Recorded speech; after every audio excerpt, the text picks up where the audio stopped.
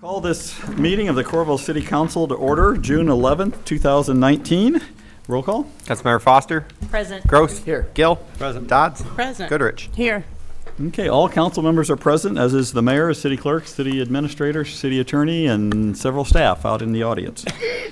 I would entertain a motion to approve the agenda. So moved. Second. Moved by Gill, seconded by Gross. All in favor, say aye. Aye. Okay. Citizen comments. This is the time tonight. Anybody in the audience that would like to speak to us about an item that's not already on the agenda, feel free to step up. Seeing none? Okay. You were close. Mike Schroeder, 717 19th Avenue. This is my third visit with you annually, about 2 blocks of sidewalk. The busiest street in Coralville without a sidewalk. From 2nd Street on Camp Cardinal Road over to the creek. And it's getting more dangerous, okay? There's a beautiful 1.8 mile, 7-foot wide sidewalk from the creek over to Melrose. It has very little traffic except for bicycles. And there's a beautiful bike lane painted right on Camp Cardinal Road that bikers don't use because the sidewalk's too easy. And what do when they get to the creek?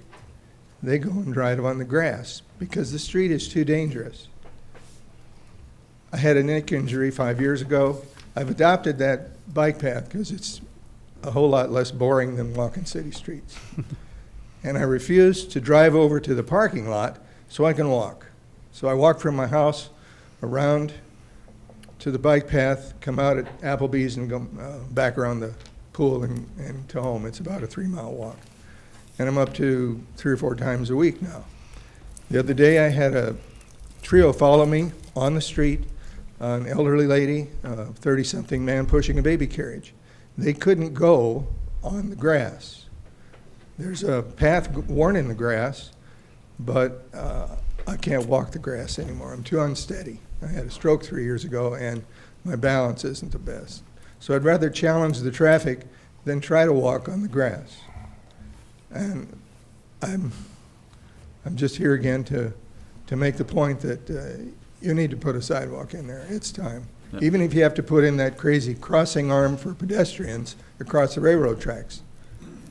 Yeah, I think actually we have some good news for you. Yeah.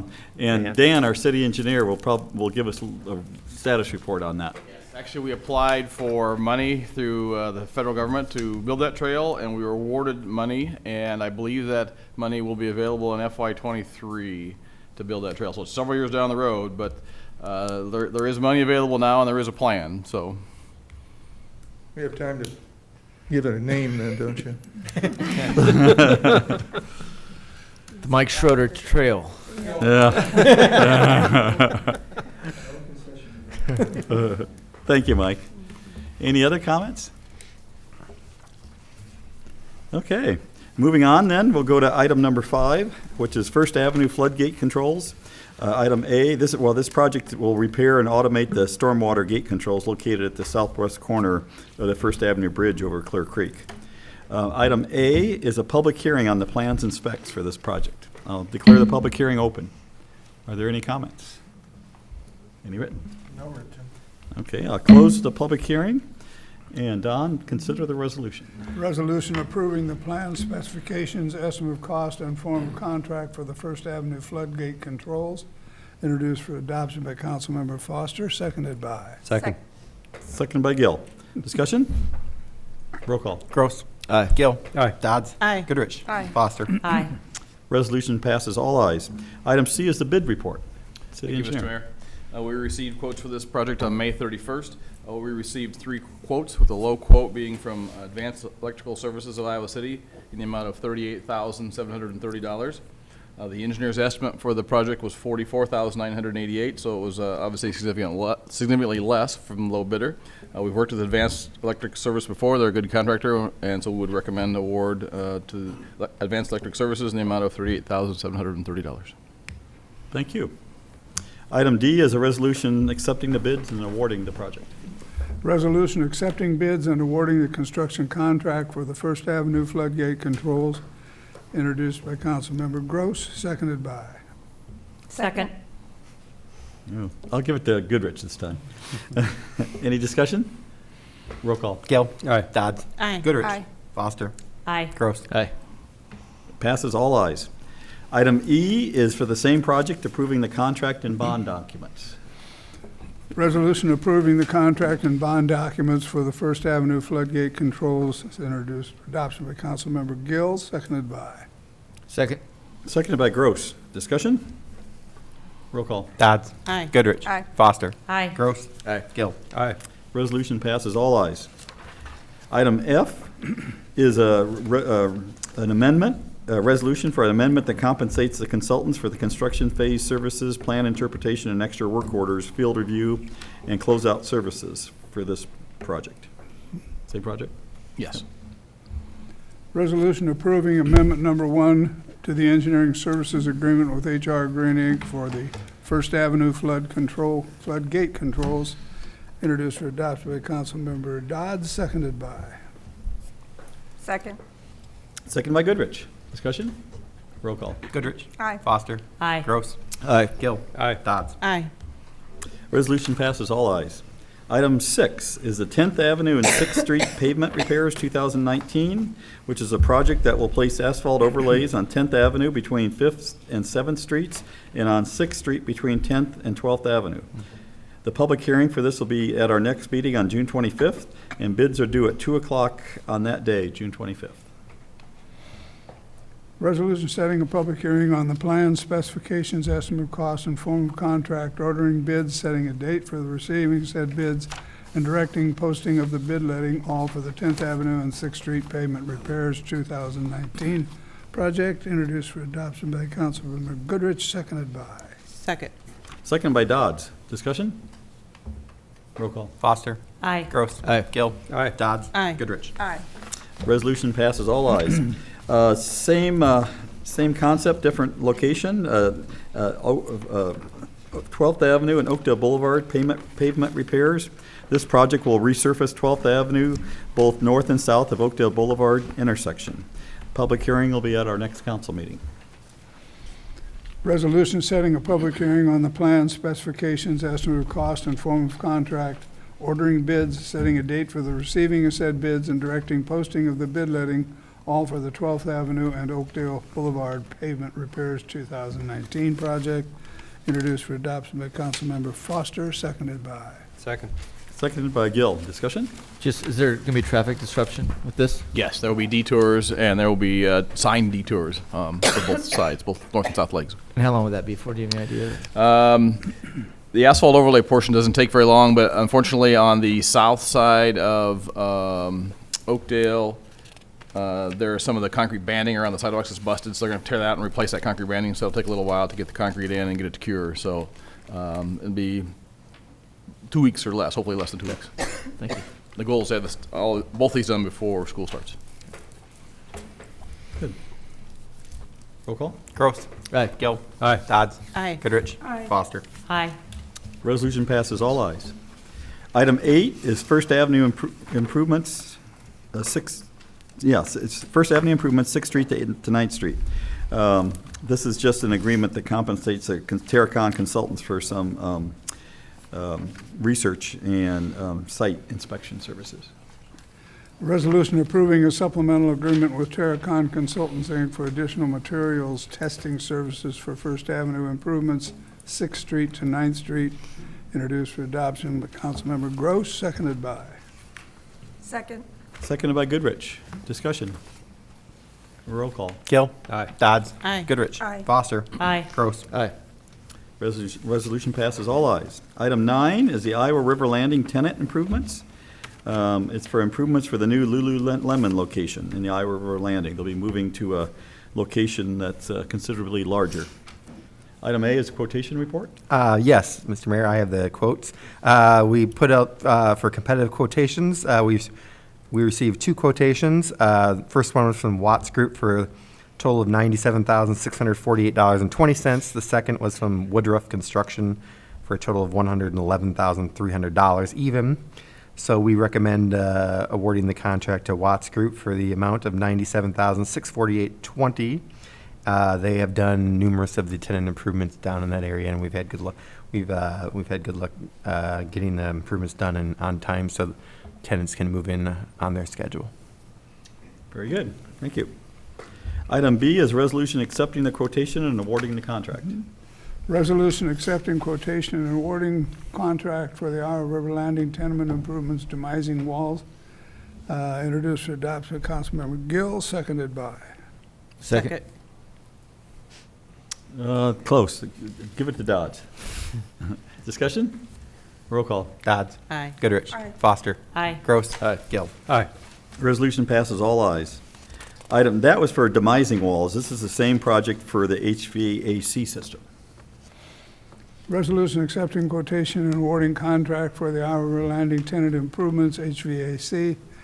Introduced for adoption by Councilmember Dodd, seconded by. Second. You guys are making it hard on me. Seconded by Foster. Discussion? Roll call. Goodrich. Aye. Foster. Aye. Gross. Gill. Dodds. Aye. Resolution passes all ayes. To item 10. This is the second consideration of an ordinance for rezoning some land off of Coral Ridge Avenue. It's for a northeast corner of this parcel for a planned residential unit development, 2 district, and will be and it'll be a portion that'll also be rezoned to a commercial planned unit development. Don? Ordinance number 2019-1008, an ordinance amending the Coralville zoning ordinance, the same being ordinance number 664 as previously amended, rezoning certain property located within the corporate limits of the city of Coralville, Johnson County, Iowa, and generally known as the southeast quarter of the southwest quarter of Section 24, Township 80 North, Range 7 west of the 5th Principal Meridian from R1 Single Family Residential District to RPUD 2 Residential Plan Unit Development 2 District and R1 Single Family Residential District to CPUD 1 Commercial Plan Unit Development 1 District. Introduced for adoption, second consideration by Councilmember Goodrich, seconded by. Second. Seconded by Foster. Discussion? Yeah, if you remember, this is the parcel that's directly north of the classification center on the west side of Coral Ridge Avenue. Thank you. Roll call. Foster. Aye. Gross. Gill. Dodds. Aye. Goodrich. Aye. Ordinance passes its second consideration, all ayes. Item 11, licensing of public dance halls. This will repeal the section of our Coralville Code that requires licensing of dance halls. Don?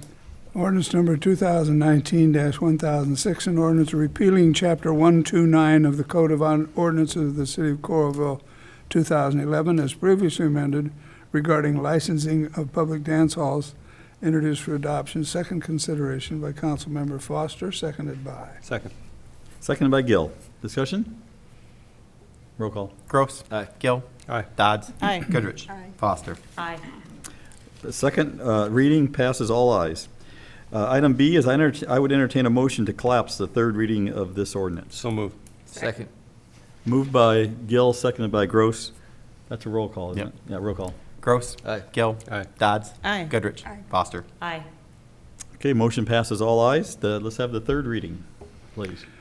Ordinance number 2019-1006, an ordinance repealing Chapter 129 of the Code of Ordinances of the City of Coralville, 2011, as previously amended, regarding licensing of public dance halls, introduced for third and final consideration by Councilmember Gross, seconded by. Second. Seconded by Goodrich. Discussion? Roll call. Gill. Dodds. Aye. Goodrich. Aye. Foster. Aye. Gross. Ordinance passes its third and final consideration, all ayes. Item 12 is a second consideration of the ordinance adjusting our sanitary sewer rates. Ordinance number 2019-1007, an ordinance amending Chapter 107 of the Code of Ordinances of the City of Coralville, 2011, as previously amended, by changing the sanitary sewer fees. Introduced for adoption, second consideration, Councilmember Gill, seconded by. Second. Seconded by Dodds. Discussion? Roll call. Dodds. Aye. Goodrich. Aye. Foster. Aye. Gross. Gill. Okay. Second consideration passes all ayes. Item 13, I'd consider a motion to approve the consent calendar as presented or amended. I'll make a motion to approve the consent calendar, items A through W inclusive. Second. Moved by Gill, seconded by Dodds. Discussion? Roll call. Goodrich. Aye. Foster. Aye. Gross. Gill. Aye. Dodds. Aye.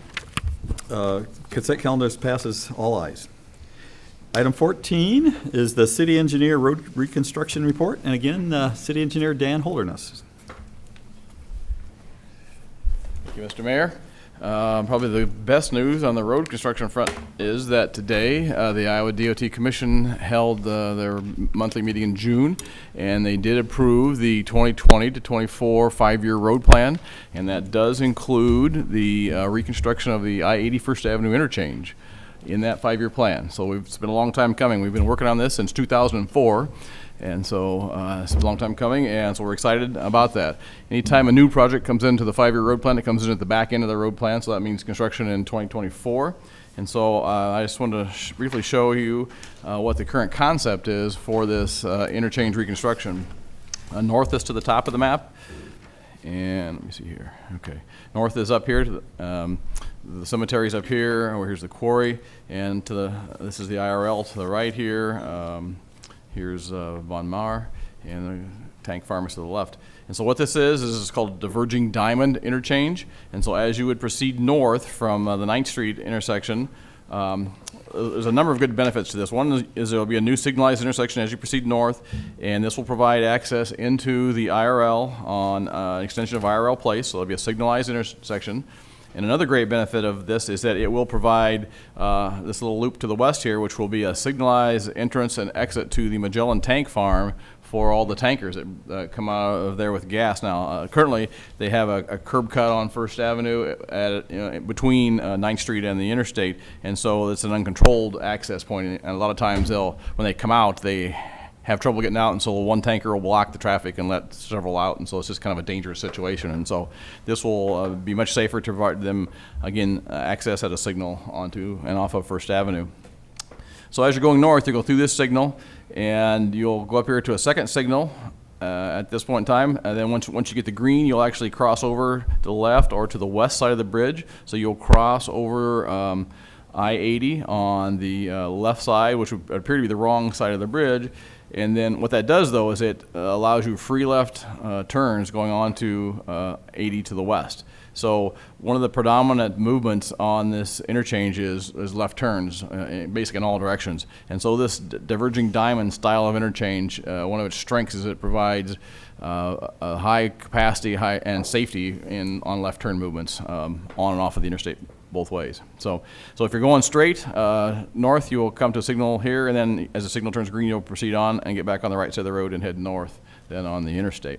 So it's a relatively new style of interchange. There's one in Waukee on I-80 on the west side of Des Moines, and I think they're working on another one in the Des Moines area. So it will be a relatively new concept in the state of Iowa. Kelly and I have gone to a couple of the existing installations in Missouri, and when you drive through them and you're at ground level, there's great pavement markings and great signage, and so you really don't even realize that you're kind of on the wrong side of the bridge as you cross over it, but it's easy to follow through, and so it's really not an issue to maneuver through it safely.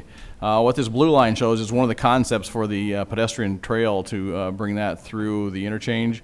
We're trying to make sure that the trail is grade separated from the from the vehicular movements, excuse me, and so that there's no at-grade crossings that aren't at a signal for the peds and the bicycles. So we make sure that they're safe, and that we want to keep them safe. And also, if you have to have a ped movement at the traffic signals, you take time away from the vehicular movements, and so it makes the interchange less efficient.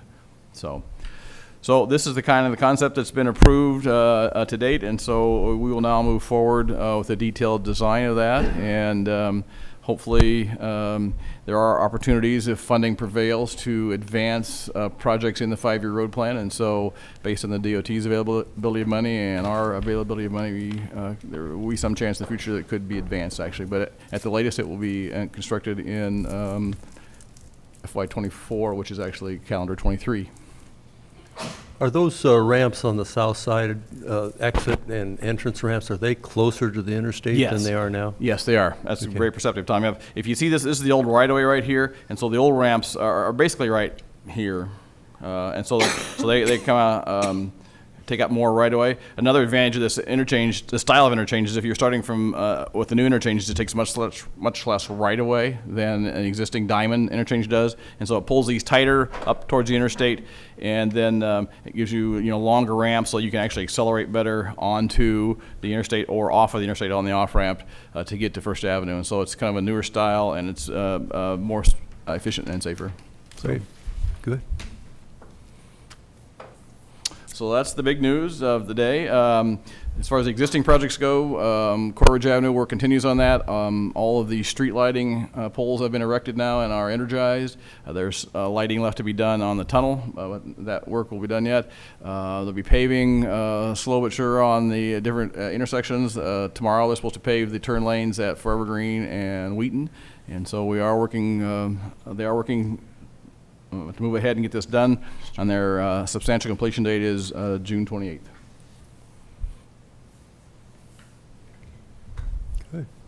Any other questions? I had a question. Sure. I think it's 965 and Forever Green. I believe there's 2 sets of lights Yes. that are set up. Is that ours or is that DOT, or why are there 2 sets? The signals at that intersection are actually the City of North Liberties, and the reason there's 2 signals there now is because we have to have the old signals for one of the turn lanes. We don't have that done yet, and so once these turn lanes are paved and the improvements are done on the northwest corner, we'll be able to take that second set of signals down. It'll eliminate the confusion that's there now. So it's just a temporary measure during construction. Okay. Anything else for Dan? Thank you. Your reports are getting shorter and shorter. That's good. That's a good thing. Item 15 is City Administrator's Report. First, I'd just like to thank Dan and the rest of the engineering staff for their long work on that First Avenue interchange. It has taken a long time and has been redesigned twice based on the requirements of the DOT, and the DOT did pay for the last redesign for that, but there's just been a long time coming, and it'll be good to have that done, and so thank them for their work. Also would just note on the consent calendar that we did approve the purchase of a new fire truck. And although it's on the consent calendar, that doesn't decrease the importance of that. And the fire department has done a really good job of budgeting and allocating funds and putting reserves together over many, many years. And so we are on schedule to replace all of our fire trucks when necessary. But I think what, Chief, this takes a little over a year to actually. Yes, it'll take 10 months to do. Yeah, so it'll be a ways to come, but it's nice to have that completed. Where's Marion Body Works from? Marion, Wisconsin. A couple of activities that are coming up. The fire department, as part of our 90th anniversary celebration, will be at the youth sports park next on the 13th, and they'll be there from 4:30 to 8, and they'll be having all kinds of activities. They'll have vehicles there, and you can have a fire extinguisher shoot contest with the firefighters, and so there's just a lot of different things, and so encourage people to go out for that. The next community meal is on the 21st at the Coralville Library, so encourage people to come out. Those have always been very well attended, and one of the activities amongst many, because there will be a lot there, 2 of the things that will be happening is the fire department will have displays there as well for people to see, and then we'll also, one of the things that volunteers and city staff did was to put together a literacy kit that will be handed out, or people can work on putting them together, and that's in honor of the fire department's 90th anniversary as well. So the book is about fire safety, and so those will be available along with an activity that kids can take with them from that night. And there are different rules this year in regards to fireworks sales based on the some changes the state made. And so I thought if Ori can just kind of report where we're at on permits, and there will be significantly more permits this year than last year, and that's primarily because of where they can be sold.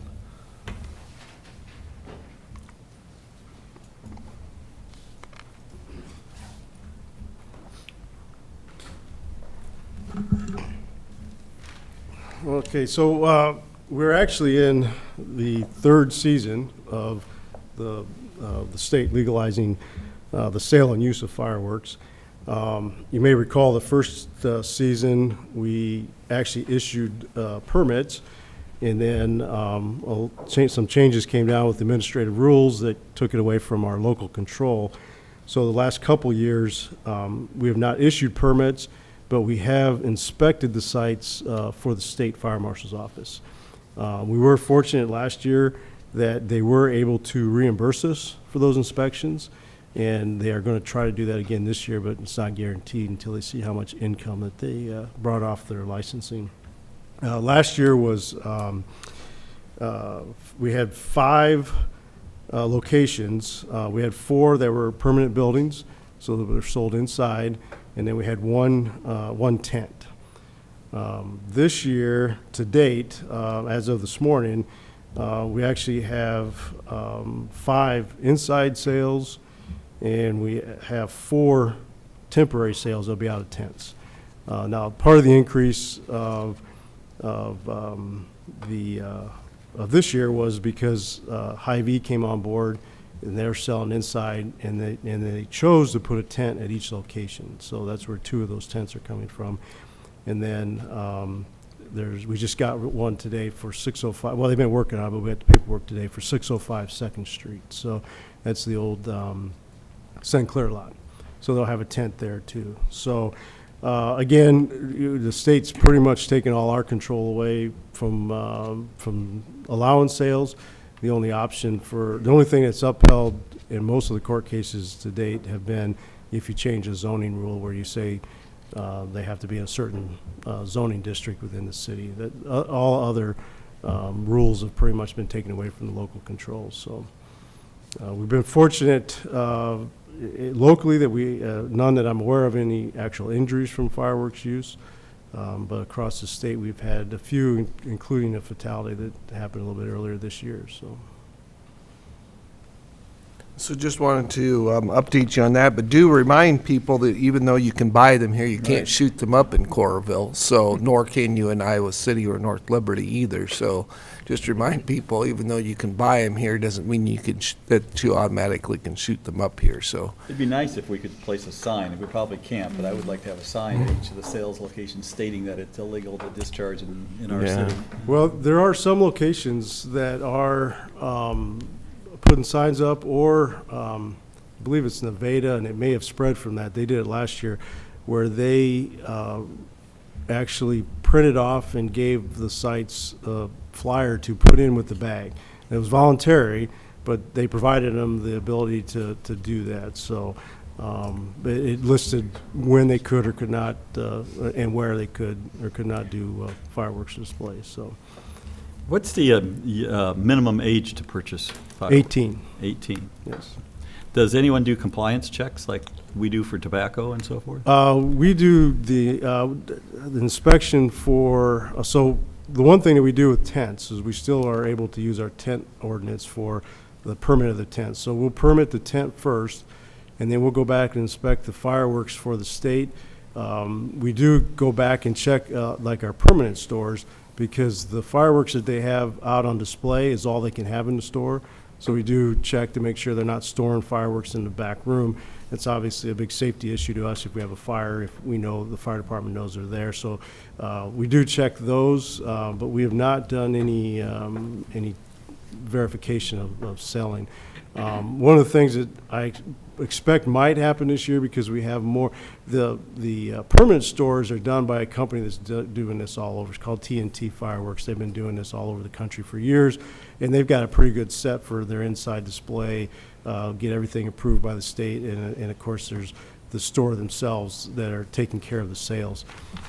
Tent sales or temporary sales are a little bit different, and I've heard from the State Fire Marshal's office, when they heard that I had more than one tent coming into town this year, that some locations, the tents would be competing, and so they'll file complaints against each other.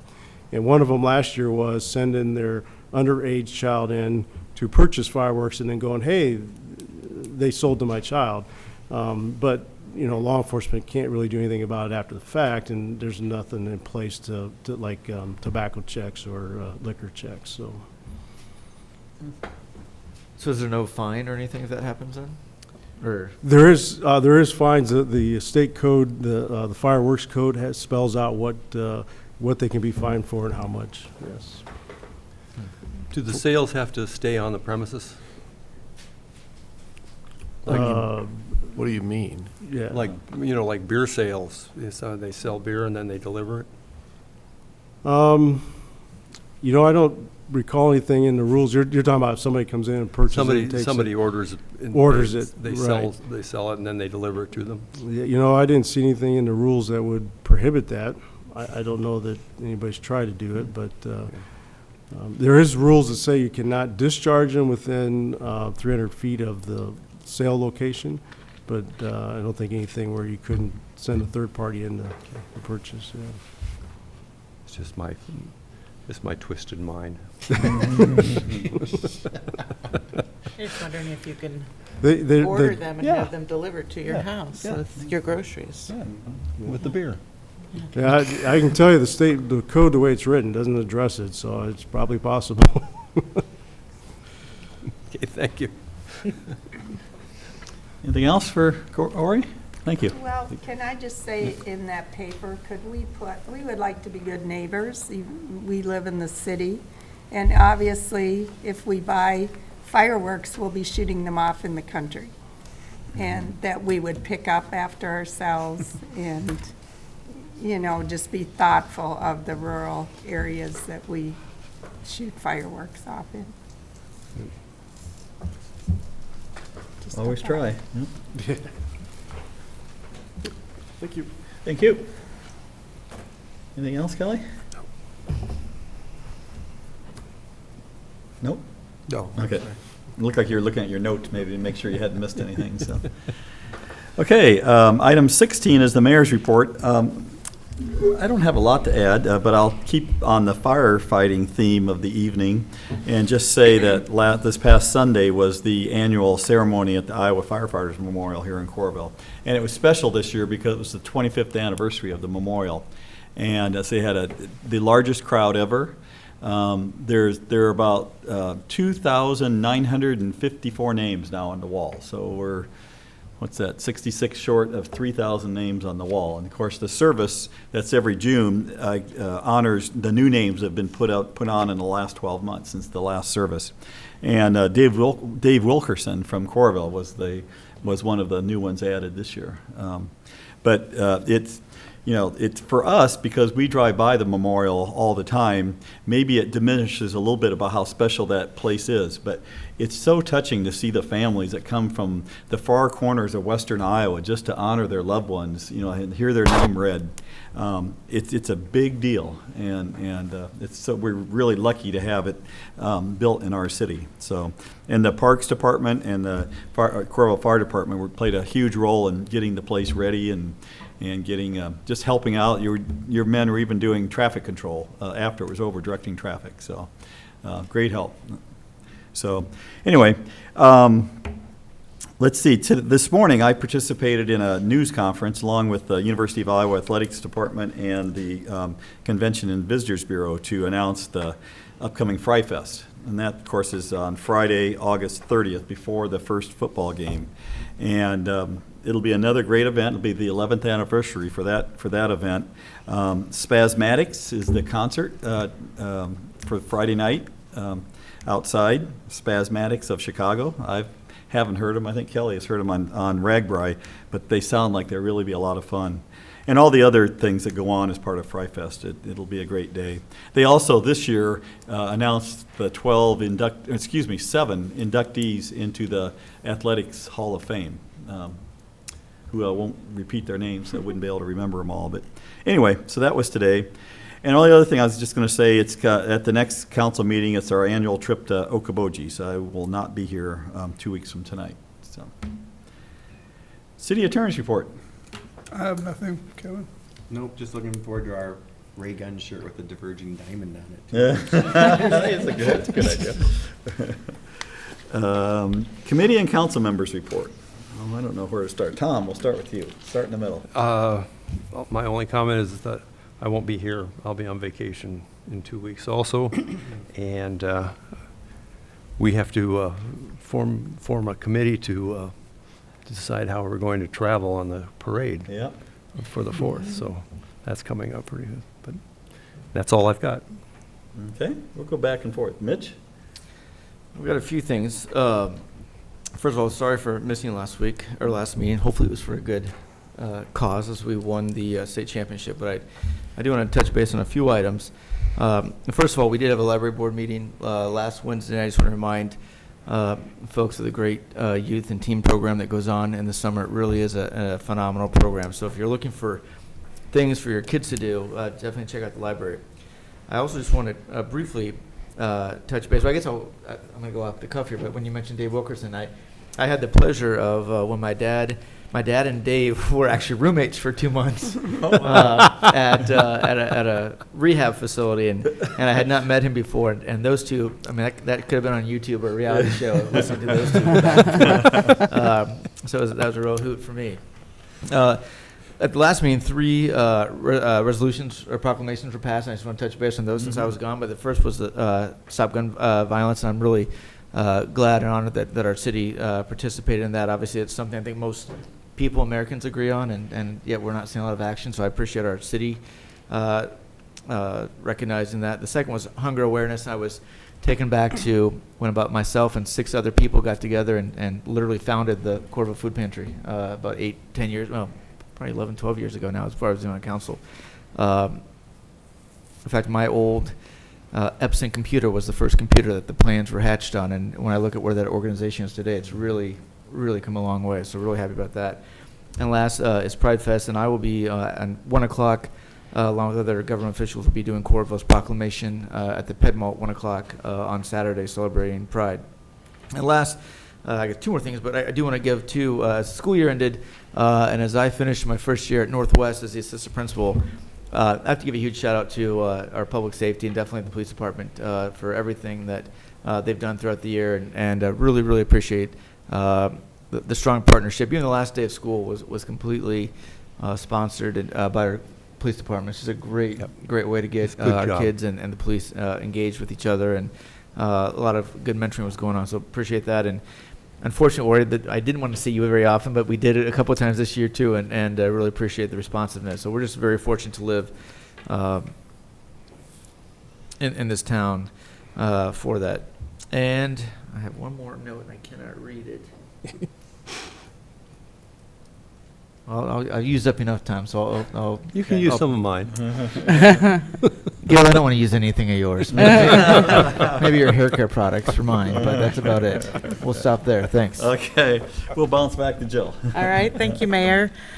First, congrats to Mitch on all of your great honors of your winning team and being the coach of the year. So that's very nice. We're proud of you. Appreciate that. The 5th Street social planning has begun. Was that what your note was? There you go. So for those who don't know, the 5th Street Social is a big block party on historic Route 6. So we decided that we'll kind of give you a little teaser update every 2 weeks. So this one is just a save the date announcement. It's going to be on Saturday, August 10th from 4 to 10 p.m. It will be between 6th Avenue and 12th Avenue on 5th Street. There'll be live music on 2 stages, a kids zone, food vendors, art vendors, a classic car show and shine, and craft brews. Then another update is our summer snacks program is going really well. In the first week, we averaged 27 kids per day. The program runs from Monday through Friday from 1 to 2:30 at the Rec Center and is open to anyone from age 2 to 18 years of age. You can drop in for snacks, activities for all ages. And this first week, we partnered with Jimmy John's, Brugger's, and Wolfables. Some are sponsors, not necessarily providing food, if you just were worried about that one. And then finally, I received 2 letters from 2 ninth graders from Liberty High. And I just absolutely love getting mail like that, you know, from our young adults getting involved in city things. And they're very concerned. I will give their names, Olivia Russell and Jenna Uden, I think is how you say it. They're very concerned about the littering that they have seen in our community and would like to bring that to everyone's attention. They gave me some wonderful statistics, but they would like to see the littering decreased, discourage that, and to encourage more composting and recycling. And so I think that's great that they're stepping up and getting their word out, and we will be more than happy to support them in that effort and share that with everyone in our community. That's it. Very good. Thanks, Jill. Megan? Well, thank you, Mr. Mayor. I also, congratulations to Mitch, was also on my list of things. We're very proud of you. And I just have to say, I know you're a fantastic tennis coach, but speaking as a parent who had a child at Northwest Junior High, he's also a fantastic assistant principal, and it was just so great having you in the building this year, especially for my son's first year at junior high. So kudos to you, and we're very lucky to have you, in all of the ways that you serve the community. I was also going to mention Pride. I will be marching in the parade. The parade starts at noon, and I love Coralville's parade. I really do, but boy, the Pride Parade is so fun. It is so incredibly fun. So I encourage everybody to come to that parade in Iowa City. And then the last item I have is another community-wide event that will be happening in Mercer Park in Iowa City on June 22nd. It's the Juneteenth celebration, and I've attended that event for several years in a row. Lots of great exhibits there, lots of great activities, lots of great music and entertainment, and that also starts at noon on June 22nd. I would love to see Coralville actually get involved in that festival. Either, maybe having some officers, there are officers from Iowa City, there are fire trucks from Iowa City. Someday I would love to see Coralville participate in some way and have a presence at that event, because it really is a great community event. So that is all I have. Thank you. Sure. Thank you, Megan. Lori? My turn. Just kind of changing the subject a little bit, except I also was gone 2 weeks ago, and I found myself at one point under a sweet gum tree with 5 of our grandchildren, and it was over 100 degrees. And I'd never heard of sweet gum trees, and then I noticed on our consent calendar that we consented to have 5 planted near the Drury Inn in Coralville. So they're wonderful trees, kept us cool. I just want you to know that we had a Performing Arts Center meeting today, and the City Circle has just achieved its best-selling season on record. And this weekend will be City Circle, along with Nolte Academy, is producing Disney's Newsies. And so it'll be from June 14th to the 22nd, Friday, Saturday, Sunday of each weekend. And this is a musical for the whole family. A group of New York City newsboys become unlikely heroes when they team up to take on a corrupt newspaper tycoon. And there's 60 local kids singing and dancing in the cast. And so I'd encourage all of you to make plans this weekend and the next to go see Newsies, and you can get tickets ahead of time at the Center for Performing Arts. Kelly, I wondered about the arena. There's another informational arena meeting. Is that on the 19th? Yes, there's, that's on the 19th at the Coralville Marriott on the back terrace, and they'll have food and drinks available, and there'll be a short program at 5:15. And that's for everyone, Yep. for anyone interested. Yep. Thanks. Starts at 4:30, goes till 7, I believe. And you said the program at about 5:15. Thanks for mentioning that. I should have thought of I that. just thought of it. Mr. Mayor, can I add one more thing? What do you think? Okay. All right. Excellent. No, I just want to piggyback too, what you were talking about, maybe Juneteenth. Yeah. For those who don't know, Juneteenth, and this is my history teacher side of me, it's a celebration of the day that commemorates emancipation of all the remaining slaves in the Confederacy. But one thing was interesting, actually, Megan and I were talking before the meeting. She kind of asked, what do I do during the summer? And there's a lot of reports and things I have to compile. And I was doing our demographic report, and this, I'm not sure, and I shared this with Ellen the other day. Coralville has the second highest percentage of African American citizens of any community in Iowa, which I was very surprised to hear. So I just think it really behooves us to kind of get more engaged and more active in some of these celebrations because we have a large segment of our population that I think would really appreciate that and enjoy that, and it doesn't always have to be in Iowa City. And I hope we can get a little bit more proactive with that. So Good idea. yeah, thanks for bringing that up. Okay. Hearing nothing further, we have executive session, so I would entertain a motion to adjourn to executive session to discuss strategy with counsel in matters that are presently in litigation or where litigation is imminent, where its disclosure would be likely to prejudice or disadvantage the position of the governmental body in that litigation pursuant to Section 21.5C of the Code of Iowa. So moved. Moved by Gill, Second. seconded by Gross. Roll call. Gill. Aye. Dodd. Aye. Goodrich. Aye. Foster. Aye. Gross. Aye. Okay, we'll go to executive session, and then we'll come back out here and adjourn and go into the work session.